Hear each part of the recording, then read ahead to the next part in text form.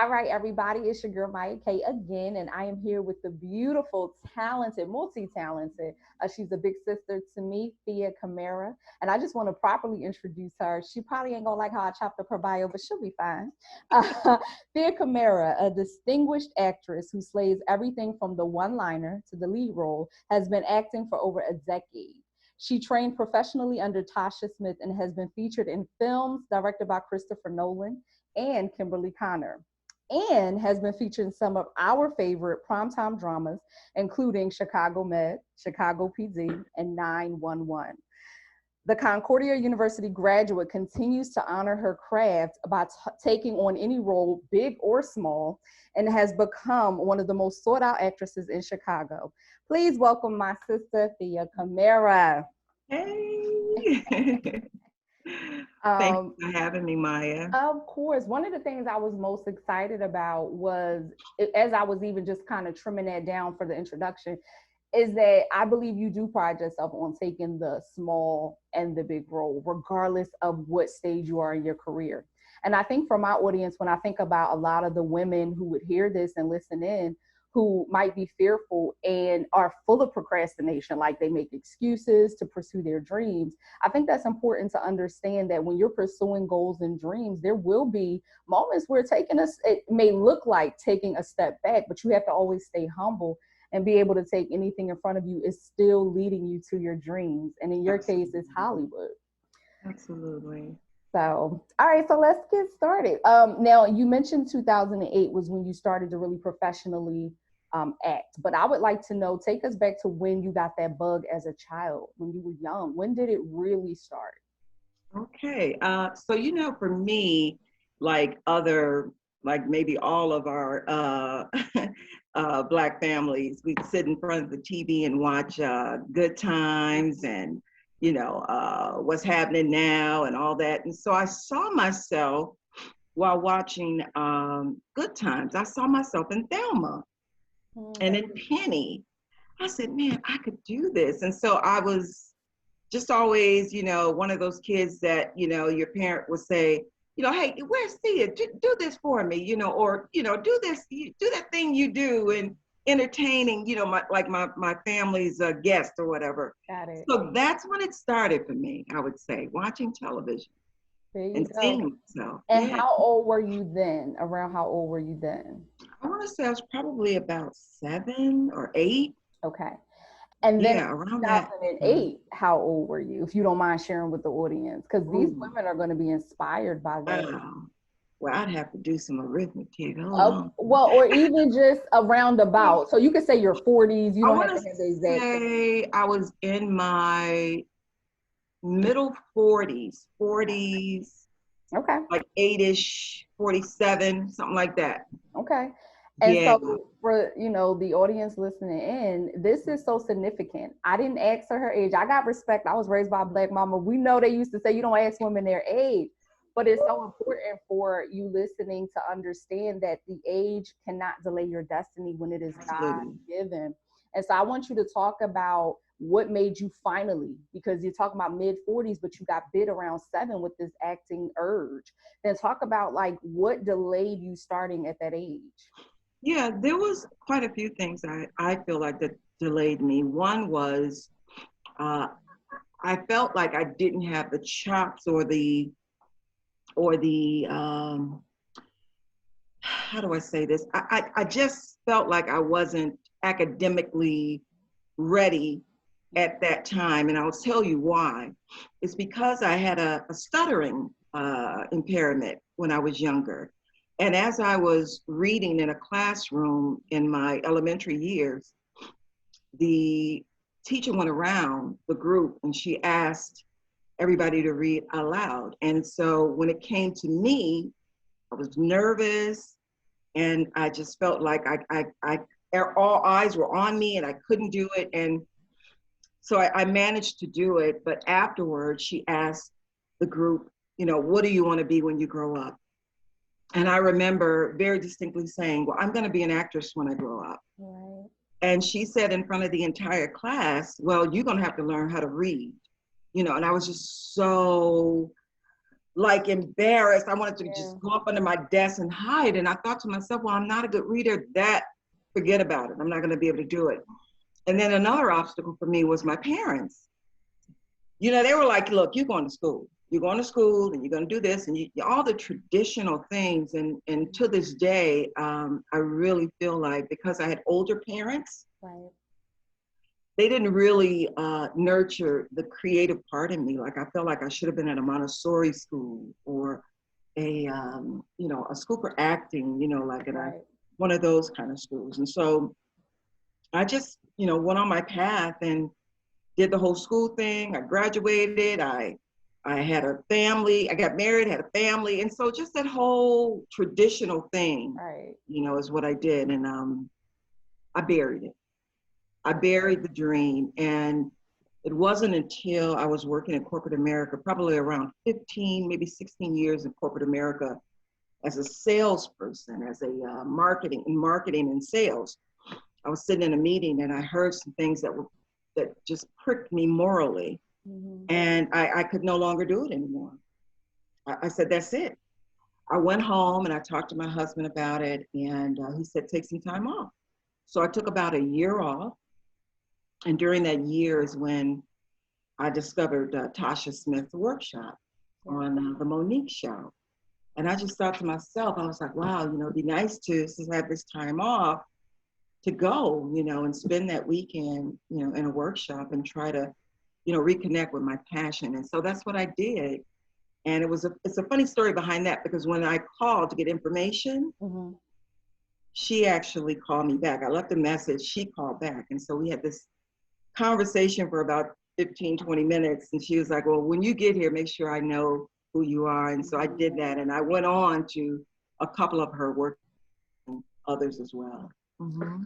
You know what I love about this? I'm listening and I think about some of the things that do come up as a life coach for women. And a lot of times it is something that happened in childhood that may have shut you down. It may have shut someone down, whether it was their parents' voices, something that was said, or whether it was a teacher, a friend, something that really shut down whatever it was that they were hoping to be able to step into as their dreams.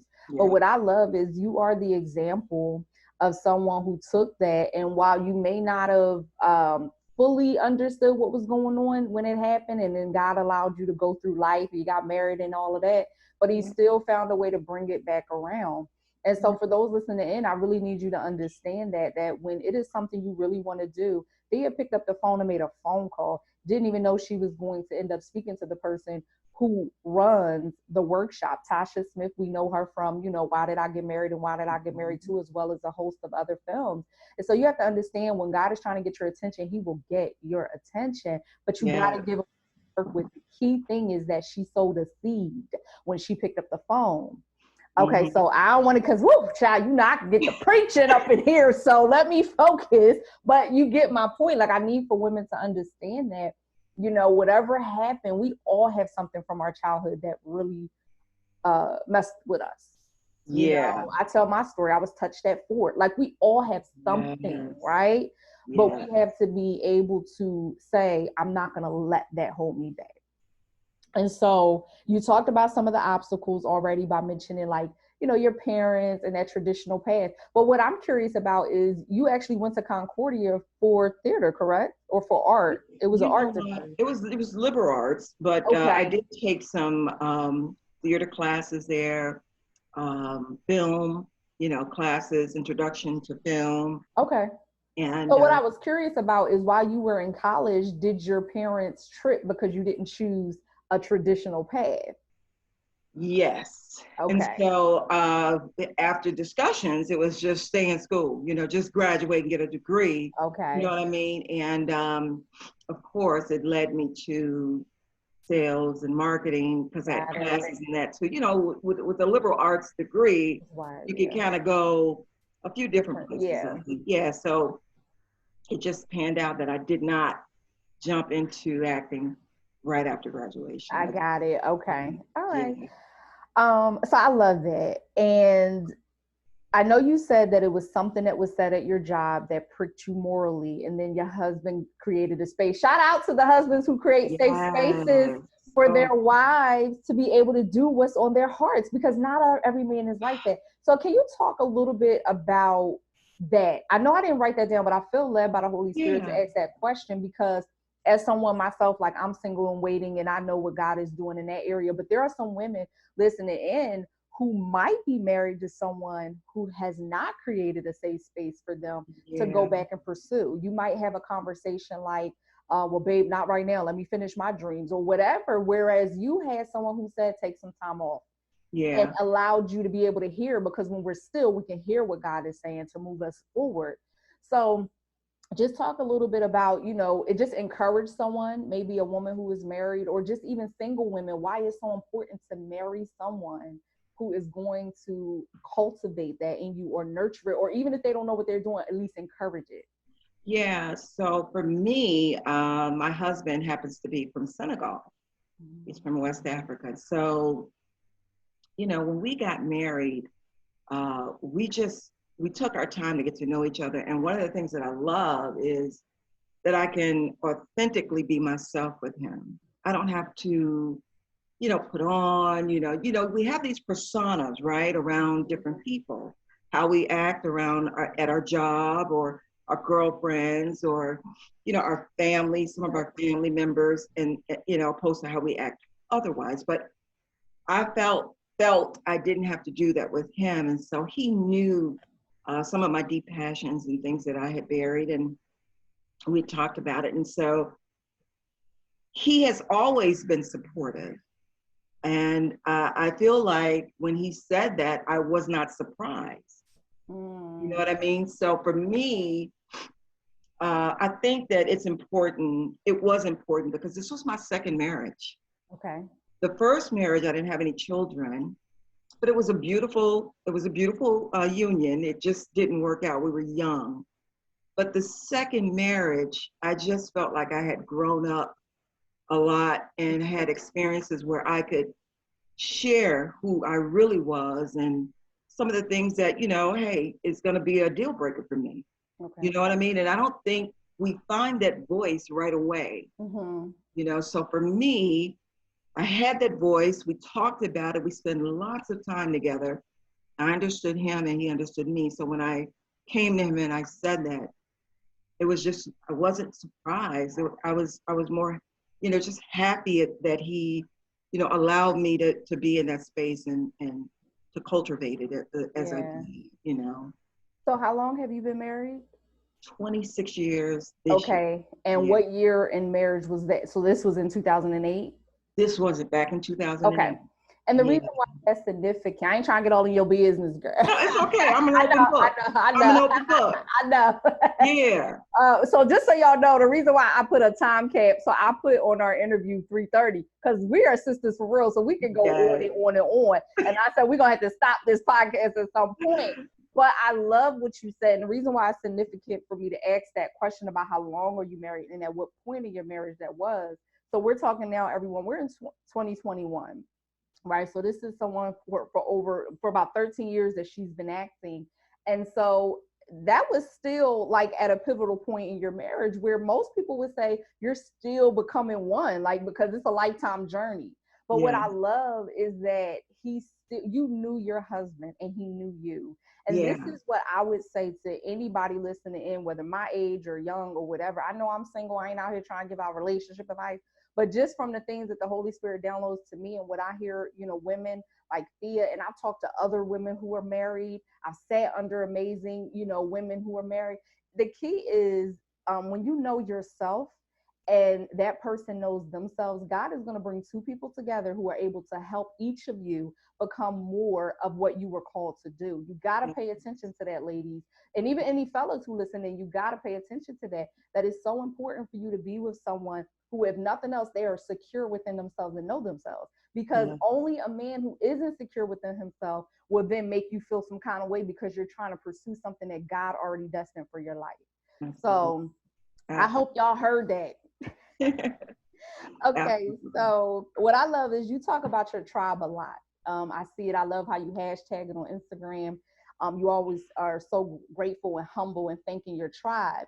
But I want you to tell me how they hold you accountable and Yeah. why it's so important to have a tribe that is like-minded. So it's kind of twofold. Tell me how they hold you accountable, who your tribe is, and then why it's important. Share with the audience, why is it so important for you to have a tribe that's like-minded? Because some people are in tribes that can't help them get to where they want to go, or trying to keep them where Yeah. they're at.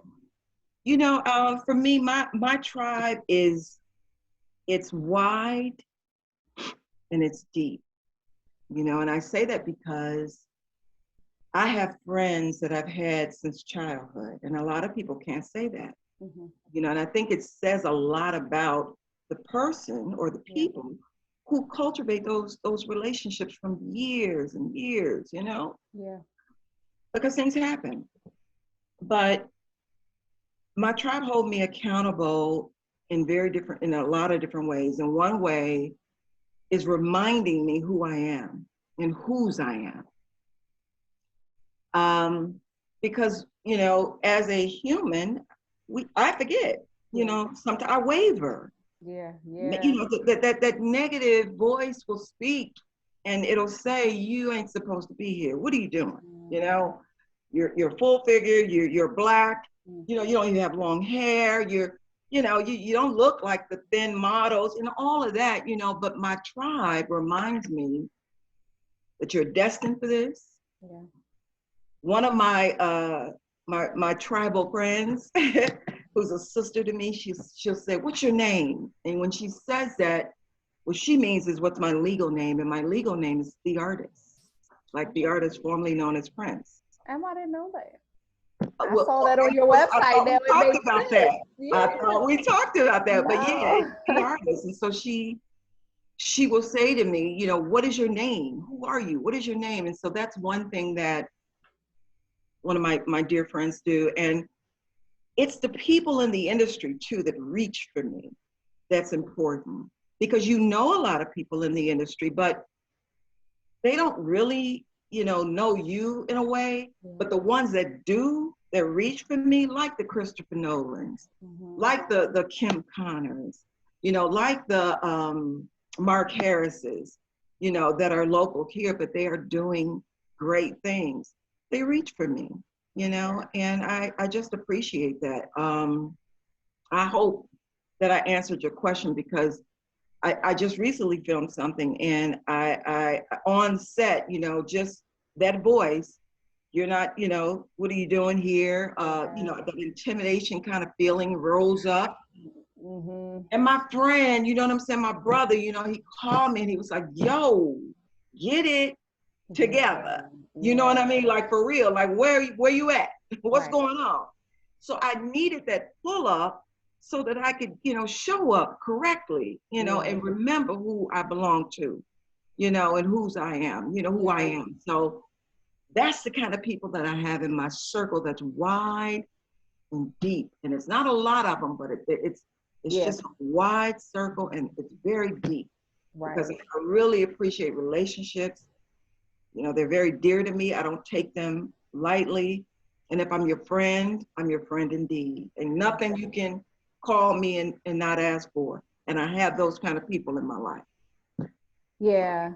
I hope, I Yeah, hope, no, you did. And I love that. I think what stands out to me, because I know we had a personal conversation about the new film that you yeah, did finish. And of course, I know the industry because I'm in it. So I'm careful to ask certain questions, yeah, yeah, and you don't have to discuss that film if you can't, because I know we're waiting for the big news. yeah, yeah, However, I do remember us having that conversation about how important it was for you to have someone that kind of checked you a little bit, like, hey, you need to no, step into this moment. Don't let the fear yeah, speak to you. But what I would like to say to the audience, what she's talking about is people who see what she might not can always see in her. I have those type of people because the challenge is no matter how strong you are or mature you are, you could be on this planet for 70 years. You're always going to have something trying to pull you back, telling you that you can't do it. And so just food for thought. In other words, that voice may not necessarily disappear. So for some people, if you're struggling with those thoughts and you hear those voices of fear telling you you can't do it, it doesn't necessarily mean that it goes away. what it could possibly be is that voice might try to creep back up in one of your biggest moments, but the Yes. key is to keep going. And the key is to make sure you have people around you that can push you there. So absolutely you did. And with being like-minded too, when you talked about how you give that to them, it's called reciprocity. And the challenge that I find with so many people with their accountability is there's no reciprocation. You might be pulling someone else up, but they're not necessarily pulling you up. And some of you have to get out of your comfort zones and stop letting your cousin Shishi and them be your accountability. Now, it's nothing wrong with family being accountability, but in most cases, even Joseph recognized that he couldn't share his dream with his family. All right, so I just want to leave that there. Yeah. But you get, the whole accountability thing. I preach that all the time because it's so important. Yeah. What I want to, okay, so what would you say, because you touched on something about when you were in school and reading. So that was your younger self. And we just watched, if you didn't see it, with Mary J. Blige, amazing documentary on Amazon. I did not see it yet. Okay. No spoilers here, because she actually talked about it in her interview. Oh, wow. But one of the things she talked about was protecting her younger self, that it is her job to protect her younger self. And I have been someone who wrote a letter to my younger self before. And so my question would be, what would you say to the younger you who was afraid to go after her dreams? What would you say to her? I would probably tell her that it's okay to do so. Nothing beat a failure but a try, regardless to what anybody may think or say, it's worth trying, and to keep pursuing, ask questions, don't be embarrassed if you don't know, and just know that, you can do it. You can do this. So that's what I would tell her. And what would you say to the teacher who said what she said? Keep it PG. No, I'm just Yeah. But no, if you saw her today as you are as an adult, what would you say to that teacher? I would probably tell her that there probably was a better way to say that to me. Maybe offline, not in front of everybody, but she had no idea how that crushed me. It's okay. It's okay. So my sister is having a real moment. This is what I would want to say to that teacher, as someone who was a teacher and prided herself on just encouraging students, is it is our job, regardless of what subject you're teaching, to see the light in a child and to further advance that light. Keep lighting it with a candle. You know how when you light candles and you take one and you light the rest of them without using, it is your job to be that light. And so when a child comes in the room, they're broken, their heart filled with heartache. Some of the kids back in Philly I taught, they got stuff that adults don't even have to deal with. And so, I found as a substitute teacher, it was my job to keep lighting that darkness. And even if they didn't get it that first day, to try to light it the next day. And even if I left that semester and they had a little bit of hope, I found that my job was done, regardless of what they got on paper or didn't get. And so that's what I would say to her, just woman to woman, teacher to teacher, or former teacher to former teacher. I don't know if she's still teaching or even still alive, but just to say, it's your job to cultivate it. And even if you don't know what you're doing, be a light. Don't tell me I can't read. Tell me that you'll work with me an hour a week after school to help me get over my stuttering. And we see what God did with Moses with his stuttering. So honey, listen, but go ahead. I just want you to have a minute to get yourself together. I appreciate that, because I wasn't expecting that. It's okay. This is authentic. We are artists. And artists cry on the spot. Okay. Yeah. So no problem. Okay. All right. So, oh my goodness, you probably answered many. It's so funny how, so everyone, I like to send my the person I'm interviewing the questions in advance. And what I love about the Holy Spirit is Thea didn't even see the questions, but she has literally answered like 4 of them already. So that's when you know, Wow. you know, he downloaded those questions for me, because the next question was going to be, what was the one thing that you heard or saw growing up that caused you to fear going after your God-given dream? And you kind of talked about, you know, your parents and the teachers. Yeah. However, I would like to expound on that a little more, because I too, I was raised by a baby boomer, right? And so I was raised in a single parent home. However, one of the challenges I was faced with was, you know, coming from parents who worked hard. Um, Hmm. that's all they knew, and then their parents only knew work.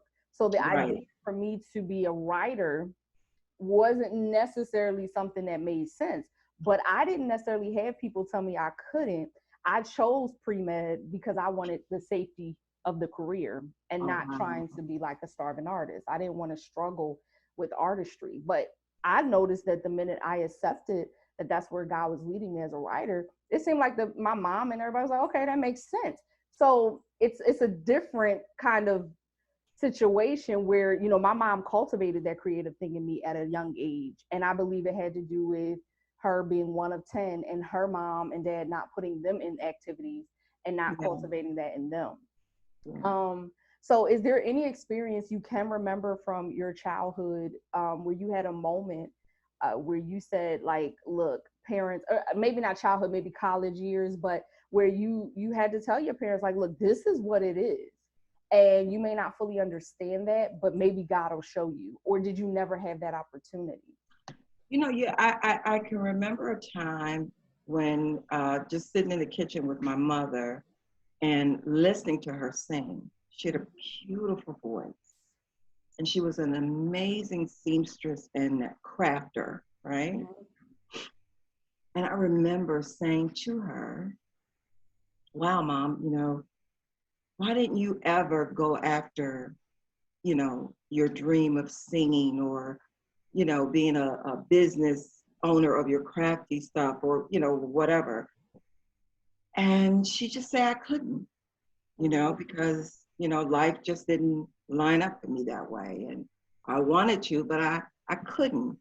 And so that for me was my jump off, if I could say that. It Yeah. was like, well, I'm going to, you know, I feel like, you know, I can, you know, and so I think for me, it was that led me to think or have just a glimmer of thought that I'm not going to be like that.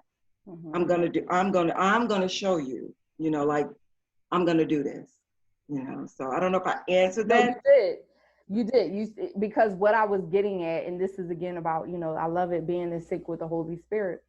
It now makes me remember like when I had the conversation with my mom, where it was more or less, look, I kind of saw some things when I was younger that made me realize that the reason why the 10 siblings had never gone further than they could have is because they were always concerned about everybody else and not living their dreams. And I remember saying to my mom, one of the things that I was scared to leave home was because I was like, I was worried about everybody else. I was worried about what would happen when you started making money. Would you feel like you owed everybody? I was fearful. And so my mom even said, I think she realized that maybe she played just a small part in that. And so when Mhm. we had that conversation in the kitchen, I remember she was cooking breakfast and she said to me, she said, no, I did that. You won't. And that's why I said it's so Wow. interesting. Yeah, like, cause I kind of, you know how when you're younger, I think as creatives, we picked up on stuff more than the average person would, because we just have a natural inclination to like pick up on certain things and think of it differently. Yes. And so I felt like I had seen things growing up in North Philly that in many households, not just mine, but even my Yeah. neighbors, where if our parents were one of many siblings, and so they would find themselves kind of confined to their neighborhood based on fears that may not have even been true. You know, Right. whether if you left, you was leaving somebody behind. Well, yeah, you're leaving somebody behind, but they're adults. It's Yeah. like they gonna be okay. And so when I had shared that with her, I want to say that 2 years later, I took my first leap of faith to Atlanta. Wow. And so her saying that unlock something, set me free, maybe not at that exact time, but it made Yeah. me realize that my fears, I appreciated having a mother who was a woman of God that knew that even if she had fears for me, she wouldn't project them on me. Yeah. That she wouldn't say, Nia, no, don't leave home. You know, she was like, I did that. You cannot do that. And so I love that. And you saying that about your mom, when they say, I can't, you Yeah. know, a lot of us are walking out our bloodline's dreams. Yeah. You know, we're Wow, recuperating. that's key right there. Go ahead. That's You so you that wanna touch on that? man.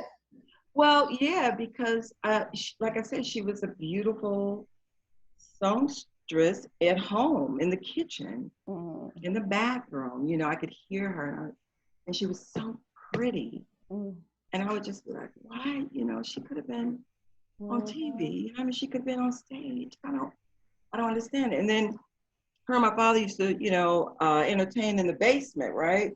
They had it, all the bar and blah, blah, blah.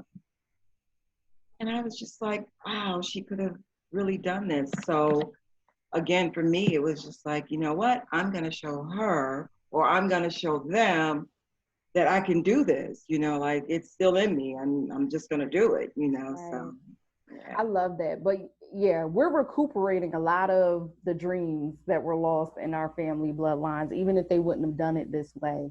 So I love that so much.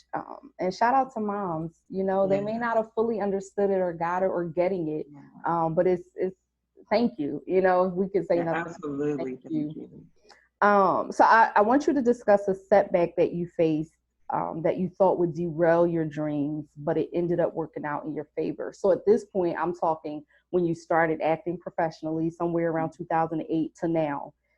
Just discuss a setback, something that happened unexpected. I mean, we know how setbacks will throw us off, and you thought it Yeah. was going to derail your life, but it really ended up working out in your favor. Yeah, sure. I have one specifically. In 2015, I was called to audition for Spike Lee for Mm-hmm. Chi-Raq. Mm-hmm. And I was so nervous, and I didn't at that time really understand how to work out or work with my nervousness in Mm-hmm. auditions.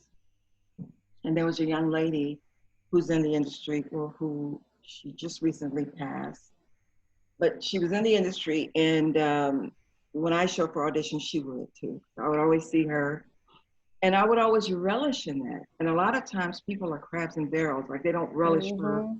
for that, because what I feel like what God has for me is for me, and Amen. the next person as well. So we were there, and she was going in before me, and she was a heavy girl like myself, and she had on something where she couldn't bend over to tie her shoes. Well, I tied her shoe, and we went over lines together. You know what I'm saying? And she went in, and she came out and said thank you and whatever. And so, long story short, she got the role I went for. Mm. And I was happy for her, but I was also like, wow, I blew it. I hope that, I have another opportunity, and I was really bad and, down on myself about me not maybe bringing it what I thought I should have brought, but it wasn't about that. I know now. Yeah. And so about maybe a week later, my agent Mm-hmm. called, and she was like, so Spike wants to see you. I was like, who, me? He was like, yeah, he's having, some people come back, like a callback or whatever, but he wants to see you. And so I go to this area where, he is, and there's like a few other people. He saw us individually.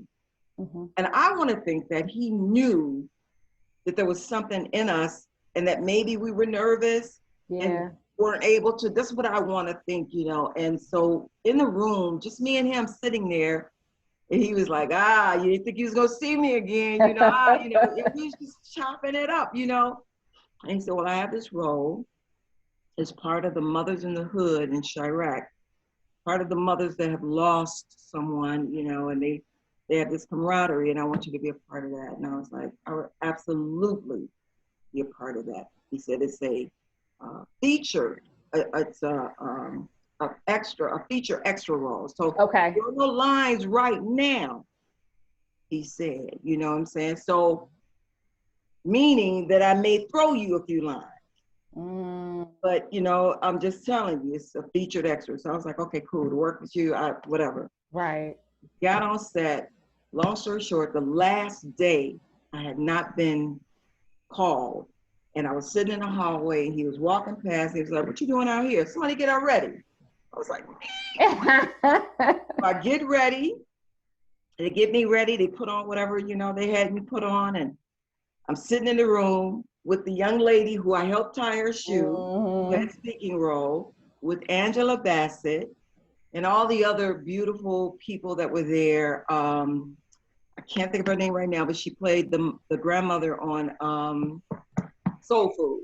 Okay, I know who you're talking about. Yeah, and so we were all sitting there, and as we were filming, he was going around pointing, say this, say that, say, he was giving us lines. And so I just posted today a picture of him and I, because I was so grateful, because that is what got me in SAG. That's what got me my union. That role, just having those lines and being in a SAG project got me my union card. And I just posted in my story today how grateful I am for that, you know? Yeah. So it was a setback, but it was a setback in the setup. Come on, guys. Yeah, you know. Yes. It was a setback, but a setup. And why I want my audience to understand this, you know, you have to remember that you don't get to choose the way your blessings come packaged. And sometimes God is looking at the way you serve someone else, and then that person may get that thing that you wanted. And so I love what you said. And I actually I wrote this in the book that she held up, one of my books, y'all. But she is called Warren for My Girls. Yes. We stay together. But in one of the chapters, I talk about how, you know, the spirit of jealousy, not that you were, but I had to work through that. And what I did learn was that even when you overcome that, I was like, I could be happy for you and sad for me. That is a reality. And so what you probably experienced was that I was so happy for this sister to get it. Oh my goodness. Kind of like, well, why didn't I get it? You know, it is never, and I want to say this too, because I know some people who are going to listen. I don't want women to ever beat themselves up for having moments of like confusion. It's not always, again, jealousy. Sometimes it is just when you're like, well, God, am I not good enough? You start feeling bad about yourself. It's not that you're projecting that on the other person.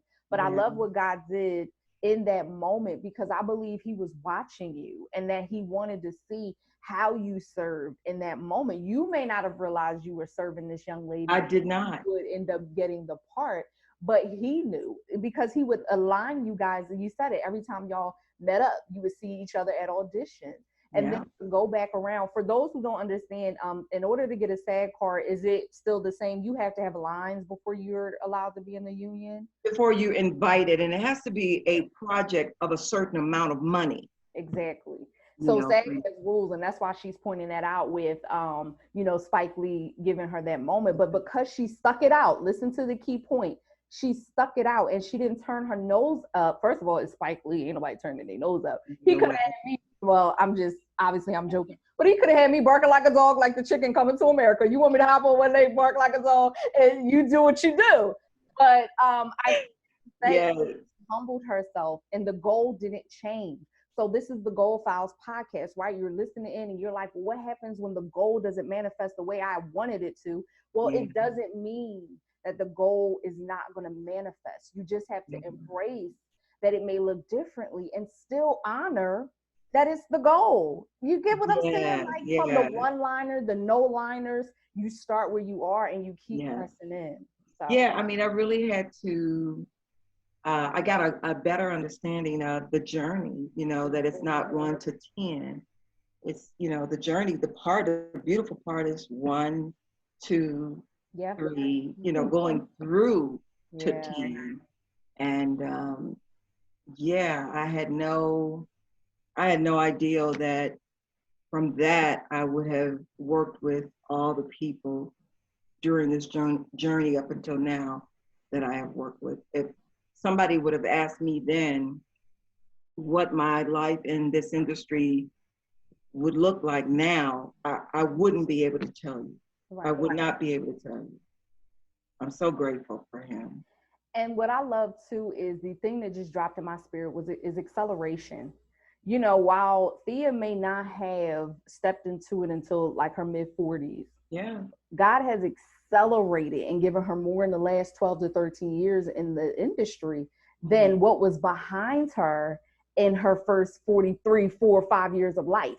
So you have to understand that when you do it and you are ready to step into that goal, that business, that book, whatever your goal is, woman of God, whoever you are listening in, I feel this strongly for you that you have to remember when you are walking in it at that moment, God meets you.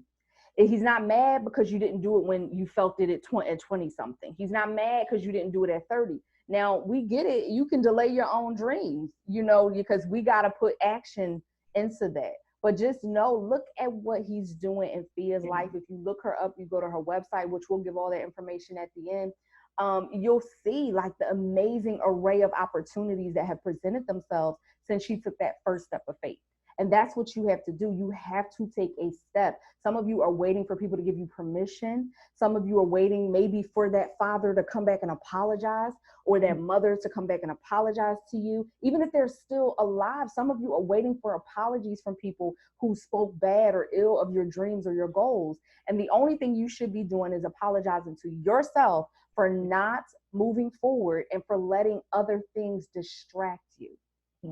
Thea is an example of someone who said, okay, I just need another chance, God, and I ain't gonna mess this up. You know how he give you that another chance. You be like, look. Absolutely. I'm telling you, I mean, I had to lean in, you know what I mean? I had to really lean in and say, okay, this is what I'm gonna do. This is it right here. Yeah. And it's almost like a calling, I wanna say. It is. You know, you don't know it until you lean into it and you just start doing it, you know, and learning everything about it. But I don't feel like there's nothing else that I should be doing. Absolutely. And I agree. Let me I just don't. Because we're going to segue into these procedural dramas. For those who don't know, I am a huge fan of procedural dramas. One of my very first spec scripts that I ever wrote was for CSI New York. So I don't know what made me test my writing skills with a procedural drama. It is totally different from writing like a regular drama. It's so much harder. But you know, being on Chicago Med, Chicago PD, and then 911. Most recently, of course, you had your recurring role on Chicago Med. I love me some Yaya. So I just want you to talk about these. 911. I feel like she got cheated out of America's Next Top Model, but that's another story. No, me too. Another story for another time. We love you, Eva. I'm just saying. Okay, I'm just saying. Okay, we love you, Eva, but we just saying.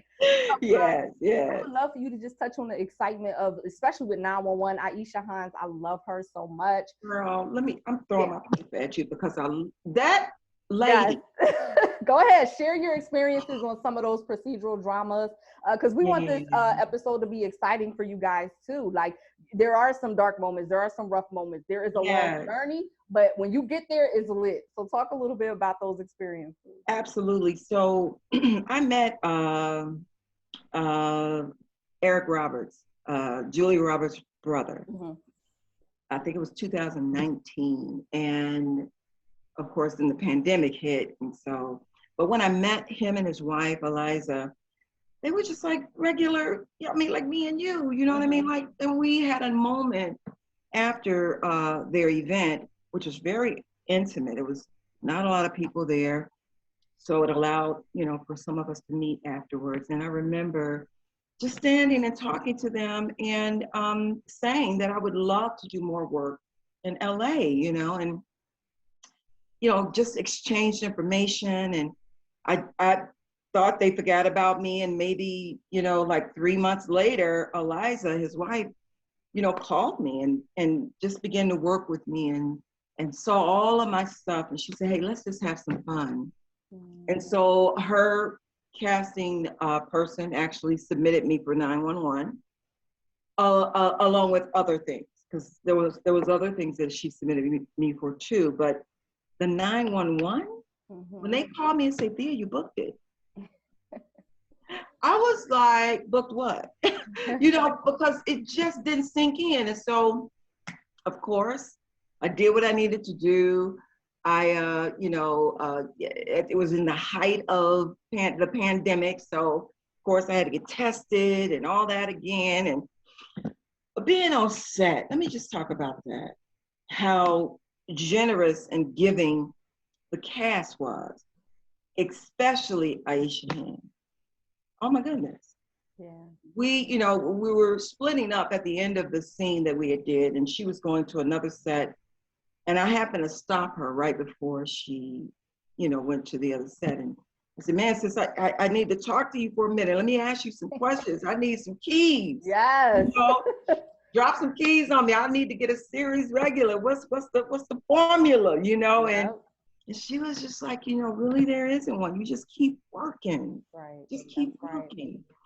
Right. And we talked about, management. We talked about, agencies. And when she found out who I was with, she said, oh my God, I was with them too when I first started out. So you're in good hands. Come on, and God. The night before that, I had prayed and asked God, please don't let me sign nothing I ain't supposed to sign, or get with some people I ain't supposed to be with, because I don't know these people. God, please. And when she told me that the next day, I was like, that ain't nothing but confirmation. Yeah. You know what I mean? So from that point, that was November 2020, from that point to now, I've had nothing but great experiences. I'm still learning. Yeah. I go to classes. Yeah. I took Ivana Chubbuck's class during the pandemic. Mm-hmm. And she's a highly, highly recommended, renowned acting teacher in London.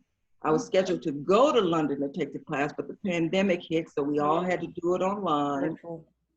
So I'm in awe myself. Like if I were on the outside of myself looking, mm-hmm. I'd be like, look at God. Really, God? Yeah. My agent even said one day, she called me, she was like, Thea, you look so-and-so, so-and-so. I was like, what? She's like, why do you act like that every time I call you, say you look something? Fella, we grateful, okay? Not only grateful, just in awe of God. Yeah, it's not, you know what I'm saying? It's him using me, right, and using other people. And I'm not confused about that. Amen. You know what I mean? Amen. Like some people think they can hold stuff from you, or they won't reach for you. But it doesn't matter. Yeah. I promise you, it doesn't matter, because when he has you, that's it. You know what they gotta reach. Reach. What she's saying is so powerful, because when I was in the bathroom the other day, just kind of in the mirror, and I heard the Holy Spirit say, because Thea knows that I'm working on a pilot, and I've shared it with my audience as well, with what I can share. And I heard the Holy Spirit say, sometimes I'm very excited and jovial with anything that I'm working on. That's just me. When God allows me to borrow an idea, as our dear Uncle Kirk Franklin and Pharrell said, when he allows us to borrow these ideas, because that's exactly what it is, I'm honored and I'm passionate. And I wanted to feel that excitement with the people I'm working with every time. And there's nothing wrong with that. Everybody's different from us. But the Holy Spirit said to me is, I will have people working with you and they don't even know why. You just keep going. And so what Thea is talking about is those moments with, and it's not just about Hollywood. We might be in the same industry, but let me tell y'all, when God has a plan and purpose, that is it. That verse in Romans 8 that says that if God be for you, no one can be against you, is facts on top of facts on top of facts. And what he's talking about is he connects you with the right people, of course. But to know that even if someone doesn't send you back that email reply, or they reject your script or reject your book, whatever it is, that when God has a plan for it, it's going to manifest. He's going to send the people that are going to root for you, that are going to be on your side. He's going to send the agent, the manager, or the team that's going to submit you for real and not just treat you like another number because they got 20 clients. And so that's what she's speaking of, that all that we have. I'm constantly in awe. I didn't even want to write a script this year. So I'm constantly in awe when God keeps saying, yeah, you're going to keep forgetting it. I'm going to bring it right back around to you because it's my plan. Yeah. It's his plan. So I love that you touched on that. What I would say, just to summarize this little, this question, this little part for my audience is you cannot use the excuse that you DM somebody to try to get some business information or you tried to reach out and connect. Who cares? If they don't reply, if they don't respond, that does not negate the dream that God gave you. You have to keep moving forward. Yes. And I do find that because we're in a culture that is so used to connecting with people to make stuff happen, that when people don't connect with the person or the big people, quote unquote, they feel like they should connect with, they all of a sudden feel like, oh, well, I don't have what it takes. Or they use that as an excuse. When God gave you everything on the inside of you, everything is on the inside of you. I just had to go there because I think a lot of women, especially when I think about social media with the comparison and the different things, you have business owners, just different women that are, trying to start something, right? And they're listening in. They listened to the podcast before. They're going to hear this. And what I'm trying to get you to understand is that the difference with Thea and I, and then maybe someone who hasn't started on their dreams, is just that we started and we allow God to order our steps.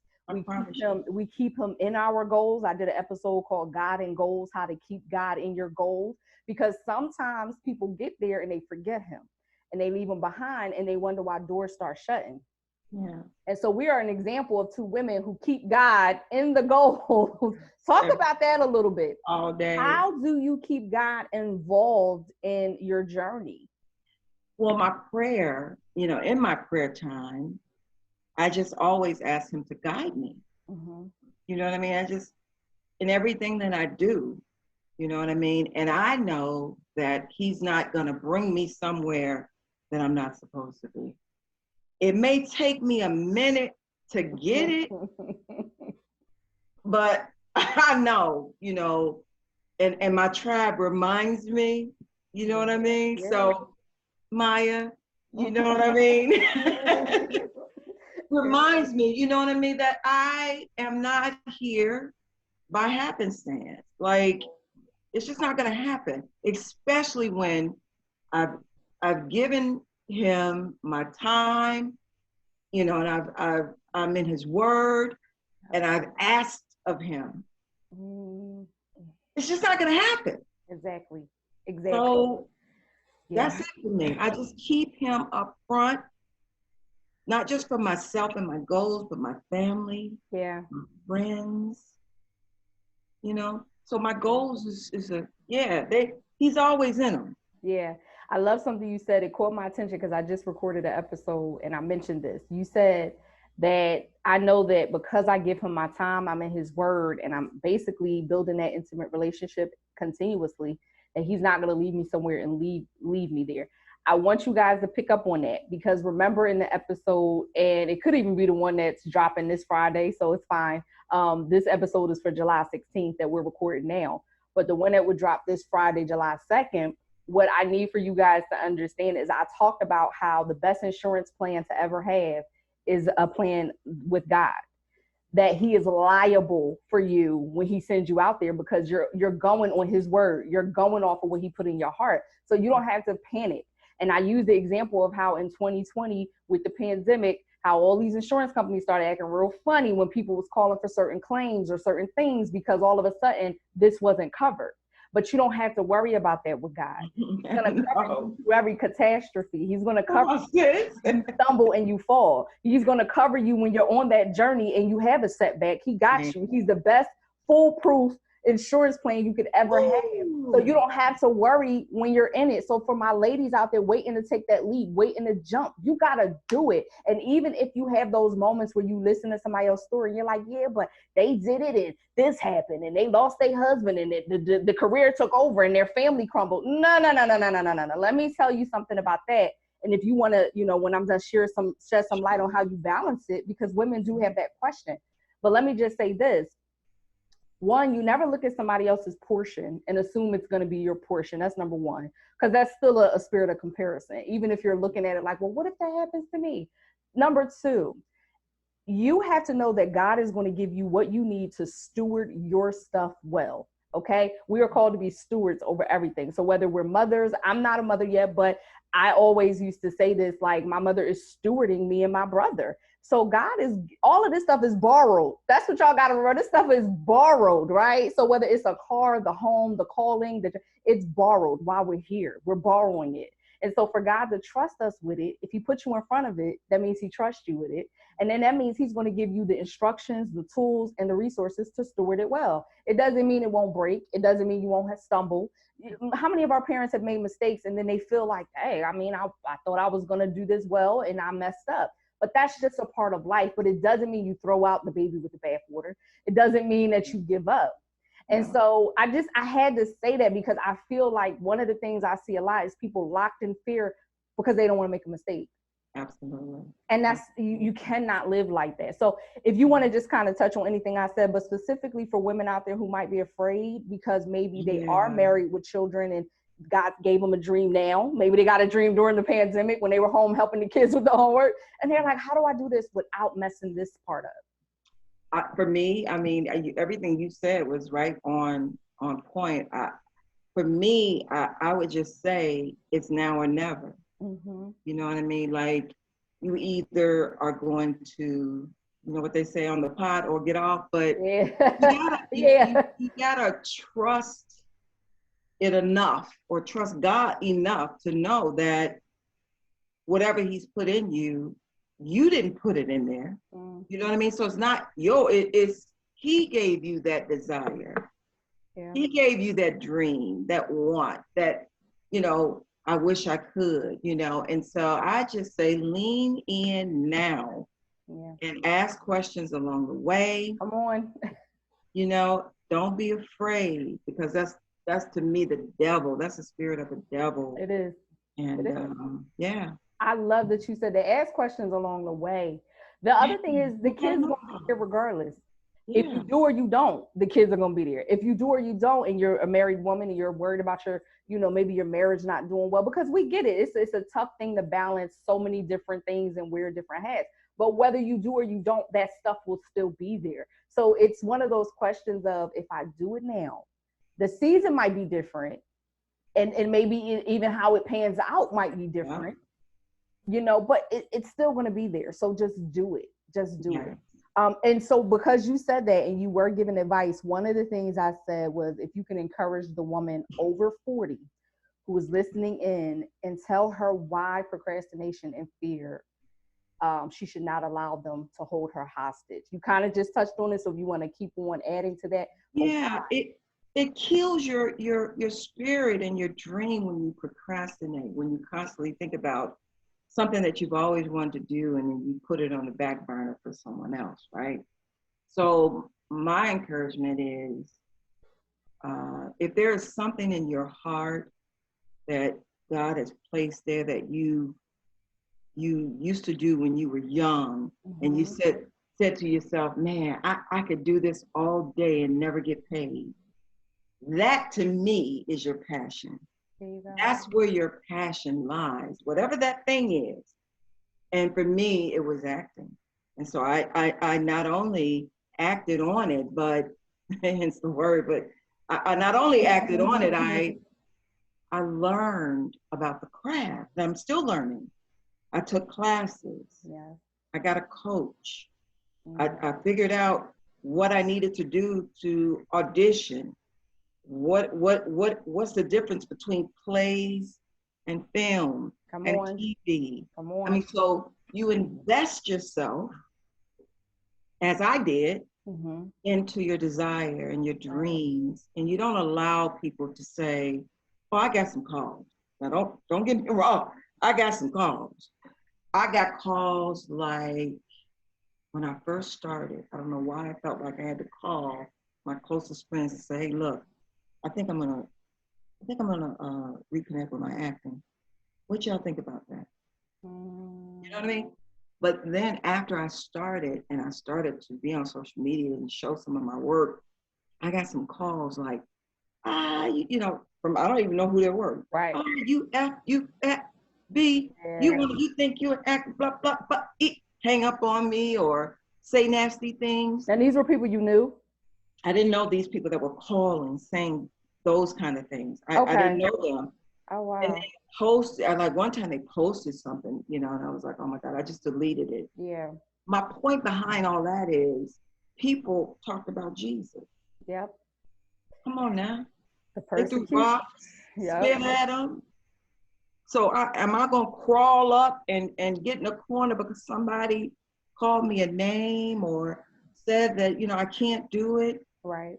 You got to block those naysayers out. And you have to follow your heart, follow what God has you, and just lean in and go for it and see what happens. If not, I mean, if it's important to you, right? There you go. If it's important to you, if it's not important to you, don't worry about it. Sit on at home and keep doing what you're doing. You know what I'm saying? Don't worry. Just keep thinking about the dream. Don't worry about it. But if it's important to you, then you're going to do something about it. You're going to do something about it. I love that. I love that advice. And I love the naysayer part, because I think what a lot of people, specifically women and Black women, I get it for my women of color. It is so frightening sometimes to put ourselves out there in any way, shape, or form. Yeah.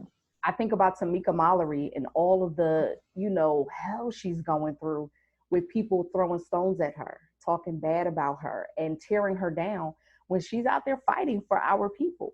Now, whether you like everything she does or not, it's so disheartening to see us tearing her down like that. It's disheartening. So I say that to say, if you are afraid of what people are going to say, they're going to say it regardless. Okay. They're going to say it whether you live the dream or not. So in other words, if you have, say, a family member talking about you, they're going to talk about you whether you broke or rich. like they talking about you at dinner, at the Thanksgiving dinner. So they're going to talk about you when you moving on. Can I just say one thing? Sure. No, keep going. I have to say this because this is to the point you just made about family members. I remember maybe being 2 years into it, right? And I have a friend who who my cousins, one of my cousins is also friends with. My cousin saw the mutual friend and she asked my cousin about me. So how's Thea doing? Oh, she's somewhere trying to be an actress. That was like 2 years into it. So now when I see her, I just can't, you know, why can't we lift each other up and relish in the difference opposed to be, you know, stink about it? Yeah. Yeah. Can I help you, sis? Is there some dream you got? You know what I'm talking about? Maybe I can, you know, maybe lift I you. can lift exactly. And let me just say, Thea is sharing this wearing a T-shirt with the U.S. Olympic, the team with Simone Biles and all the Black girl magic. Yes. And I think that's they're going. My god sister. Oh, she's shouting out her god sister. But I love that because we are women who celebrate women and push them forward. I think about Sha'Carri Richardson. Look at the foolishness she's going through.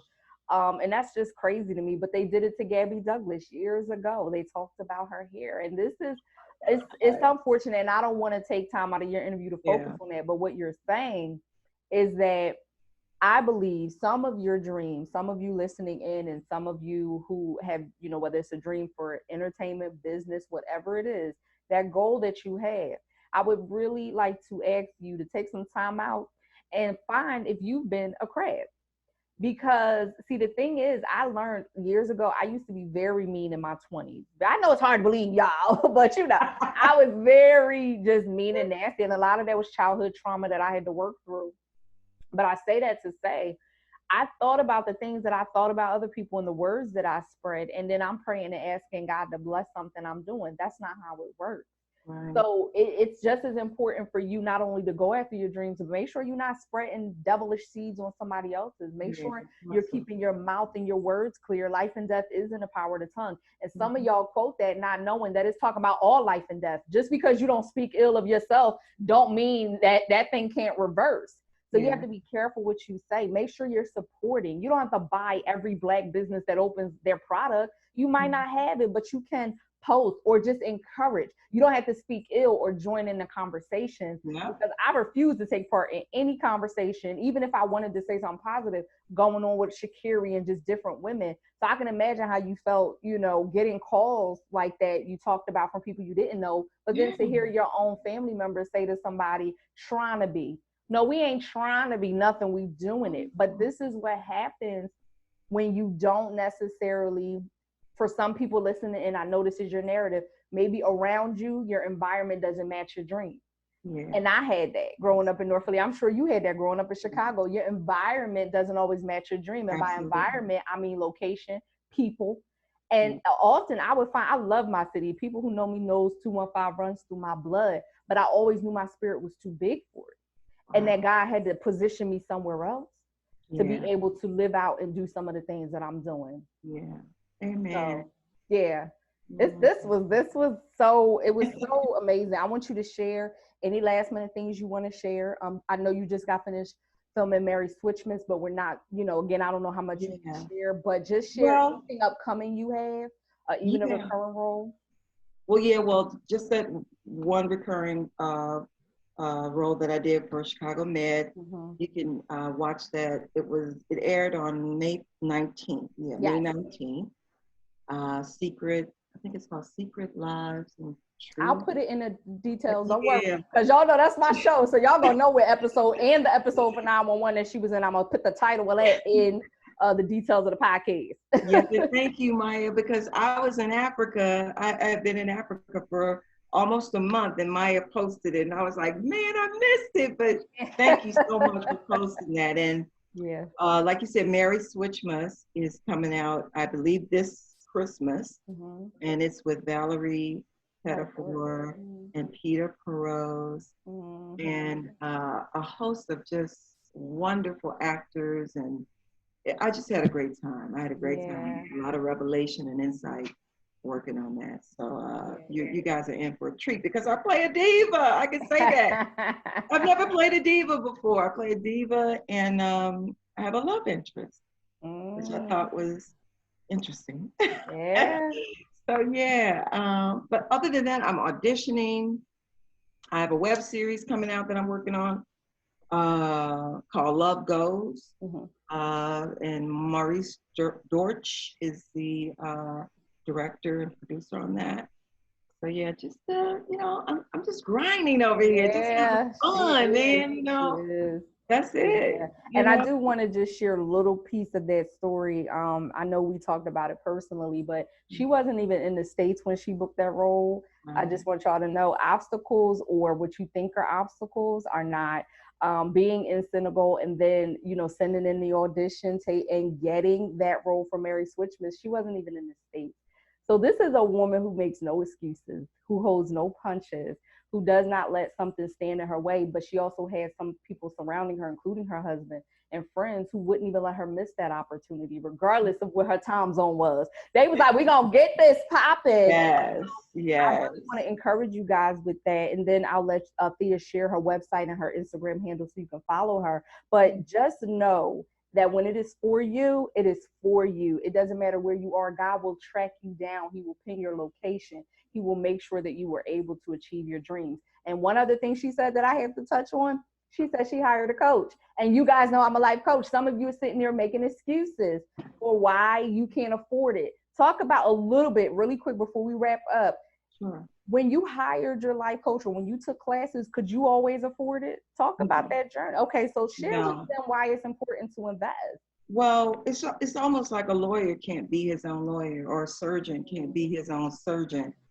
And sometimes people that are not close to you can see something that you don't know that you're either doing or that, you know, you need help with. So no, I couldn't afford her full price.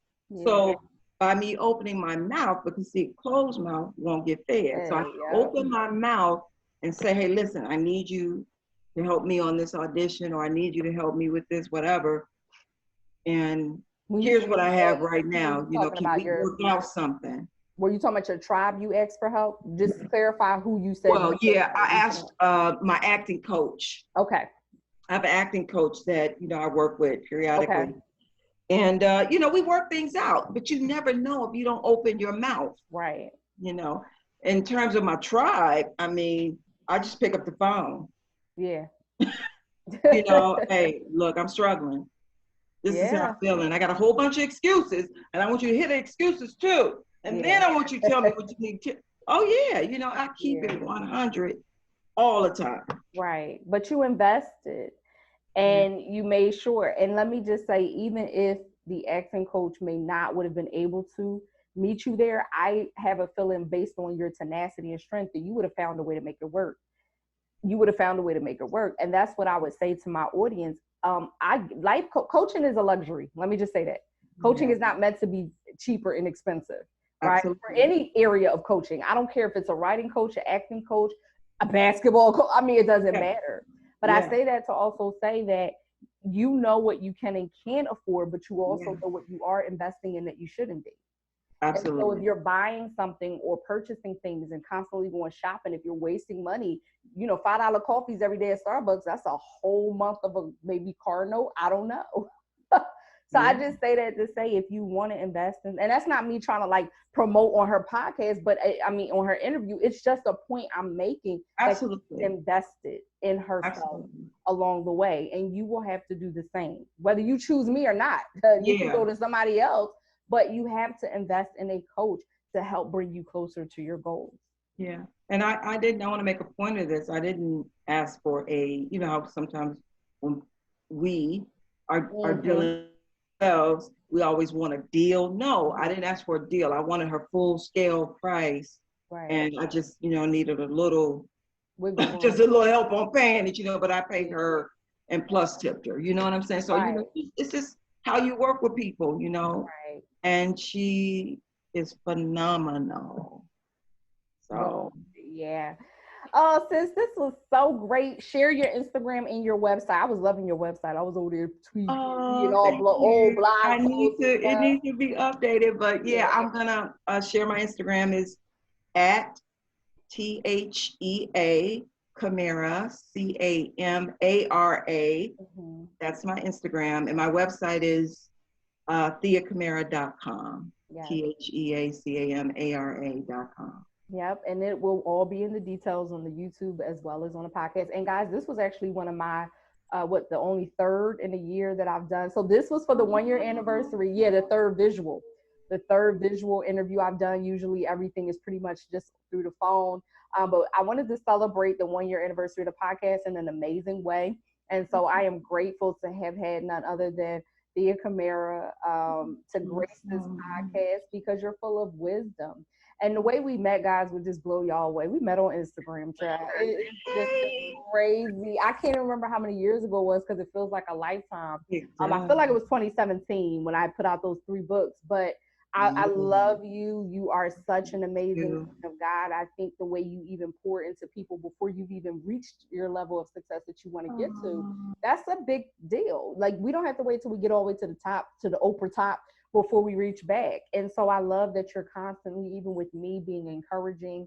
And that means a lot. And so I pray that you guys were able to take something powerful from this whole interview, regardless of your industry. Again, this is not just for creatives, for any woman who has a goal.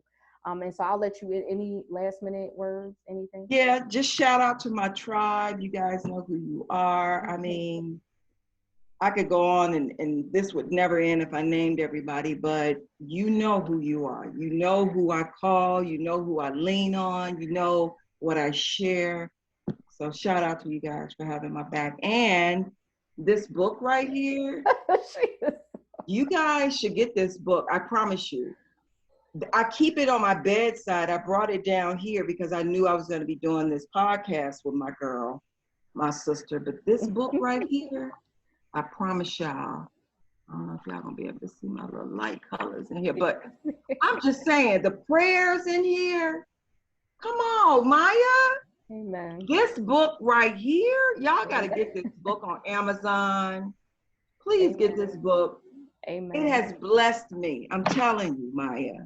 I'm not just saying that. You know that. I appreciate it. Oh yeah, I know you ain't going. Yeah, you're too real to be fluffing. Girl, I appreciate it. You. Thank you. do. I Thank you really, for really do. writing it. Oh, thank you. Thank you. Thank I'm you, guys. grateful. Thank you, I'm guys. grateful. All right. I love y'all. I love y'all so much. Thanks again for joining in to the Gold Files podcast, and I will catch you guys next Friday.